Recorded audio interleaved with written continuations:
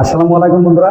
আমি এসে আজকে গোলপাড়াতে একটা পেশেন্ট নিয়ে মেডিকেলে, একটা প্রাইভেট মেডিকেলে আইছি। আব্দুল কাদের স্যার, ডাক্তারের নাম আব্দুল কাদের স্যার। সেই স্যারের মেডিকেলে আইছি। আসার একটা বস্তু দেখে খুব ভালো লাগছে, আপনাদেরকেও দেখাই। এই দেখেন, এখানে অজুখানা, এখানে অজুখানা দেওয়া আছে, এখানে ট্যাপ দেওয়া আছে, অজুখানা। আর এটা স্যারের ওয়েটিং রুম। তারপরে এই দেখেন, এখানে নামাজের রুম, মানে নামাজের রুম। এখানে নামাজের রুম বানানো আছে। কেউ যদি এসে এখানে নামাজ পড়তে চায়, নামাজ পড়তে পারবো।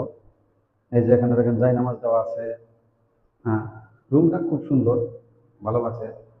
ফ্যান দেওয়া আছে, লাইট দেওয়া আছে। হ্যাঁ, মানে মূলত যেটা বলতে চাচ্ছি, যে সচরাচর কোনো হসপিটালে এরকম পরিবেশ পাওয়া যায় না।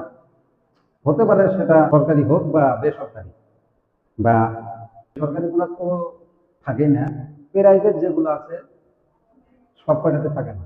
কিন্তু এখানে এসে দেখে খুব ভালো লাগছে, তার জন্য ভাবলাম আপনাদের সাথে শেয়ার করি। যদি ভিডিওটা ভালো লাগে, সবাই লাইক শেয়ার কমেন্ট করবেন, সবাই দোয়া করবেন। খোদা হাফেজ।